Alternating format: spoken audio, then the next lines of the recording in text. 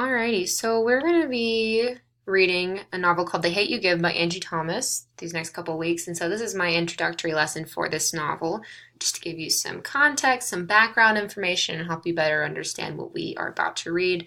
This is a fantastic novel. I really love it, and I hope that you enjoy it too. So, this is a synopsis taken from the book. It states 16-year-old Star Carter moves between two worlds, the poor black neighborhood where she lives and the fancy suburban prep school she attends.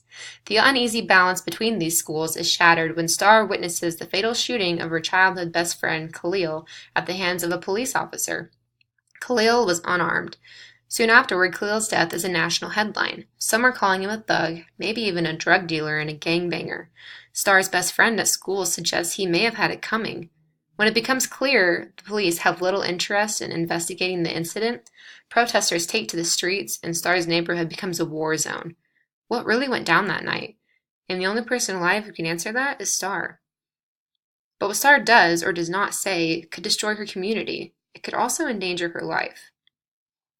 So as I'm sure you're gathering from the synopsis, it pulls from really relevant recent current events that have happened in our nation. And so I picked this book because I wanted to be able to have a conversation about these really terrible current events in which, unarmed black males are being killed by white police officers and then usually not being indicted for it. So I wanted us to have a conversation about this and about issues about racism, about identity, and other themes like that in a broader context. And I thought this novel was a great way to do that. So in discussing that, themes found within the novel that we will be discussing include racism, police brutality and violence with intelligence, identity, honesty, and then speaking up and speaking out. And we will be diving more into these themes as we read the novel, but I want you to keep an eye out for these specific themes because they are going to be topics of discussion and really eye-opening for you as a reader. I think they will be able to spark really good discussions and get us to talk about difficult but necessary topics that are occurring in today's world. So I've decided to include some examples of police brutality. Unfortunately, there are many, many examples of police brutality and of the killings of black males by white police officers. I picked the three most well-known to give you an examples, but sadly these are three of many, many different cases that I could have chosen. The first one is Michael Brown, also known as Ferguson, and I would say this is arguably the most well-known case. Michael Brown was an unarmed black teenager who was shot and killed by a white police officer, and it sparked protests and riots nationwide. And then when the police officer was not indicted, it sparked more protests, and it still angers people today. Another one was Eric Garner. He was a black man who was put in a chokehold by a white police officer for 15 to 19 seconds. And the medical examiner ruled his death as a homicide, meaning that the police officer who had him in the chokehold had intent to kill, but the jury still did not indict the officer, and again, sparked outrage, riots, protests. Another one, Alton B. Sterling. He was a black man who was fatally shot 6 times by a white police officer, and the police officer was fired, but not indicted. And so each of these officers did not have to face true justice. And it left a lot of outrage and frustration, especially within the black community, because there were black men being killed and the murderers, in a sense, were not being held to justice because of it. And so these are some cases that you can reference to when you're reading this book. Angie Thomas kind of draws from all of the cases. She doesn't pick one specific one, obviously. She draws from many of them to write her story, but I think it's important to know about the current events as we are reading it so you can have that context. Another issue that is brought up in the book is Emmett Till. And so in the 1950s, he was killed for allegedly flirting with a white woman. This woman's husband and brother killed him, and it said, quote, "They made Emmett carry a 75-pound cotton gin fan to the bank of a Tallahatchie River and ordered him to take off his clothes. The two men then beat him nearly to death, gouged out his eye, shot him in the head, and then threw his body tied to the cotton gin fan with barbed wire into the river." So a gruesome, gruesome crime. They completely just disfigured his body. And his mom made sure to have an open casket viewing at his funeral so people could see what was done to his body.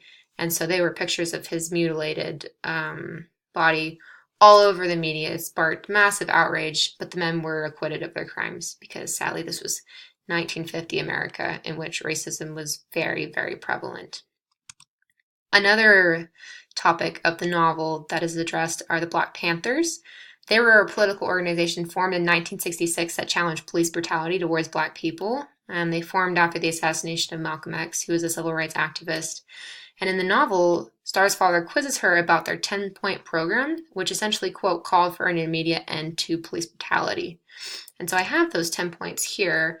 You can go through and read them if you want. Basically, they want freedom. This is their statement of things that they want. And they want, basic things such as freedom, employment, end of robbery, housing, education. They wanted Black men to be exempt from the military service because they did not want to serve a racist government, understandably. They wanted an end to police brutality. They wanted freedom for Black men held in court or the federal jails and prisons. They wanted Black people who were brought to trial to be tried by a jury of their peers, not a jury of white men, from their community. And they wanted, quote, land, bread, housing, education, clothing, justice, and peace. So they're basically advocating for basic human rights that should have already been granted to them by our U.S. Constitution, our U.S. Bill of Rights, but were not being granted to them.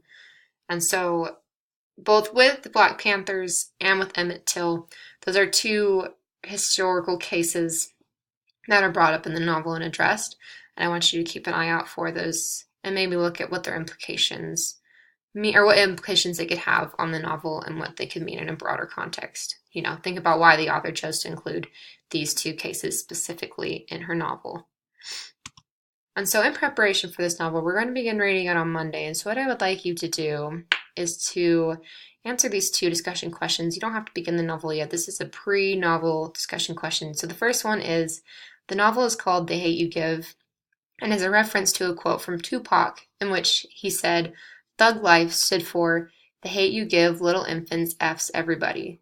So how do you interpret this saying, and why do you think the author chose to name her novel after this saying? And then the second discussion question, why do you think Angie Thomas told to write the story about a fictional killing of a Black boy by a white police officer rather than tell a nonfiction story on a real killing of a Black boy/man by a white police officer? So essentially, she had many cases to pick from. So why didn't she write her novel about that specific case and make it a nonfiction novel? Why did she instead choose to write about a fictional case and a fictional boy who was killed? What effect does that have? Why do you think she did that? So prepare those two questions in your notebook and then be prepared to discuss them with class on Monday. And I hope you guys really do enjoy reading this book. It's a phenomenal book. It'll really change your perspective and your outlook, and I really hope you enjoy it. Thank you so much.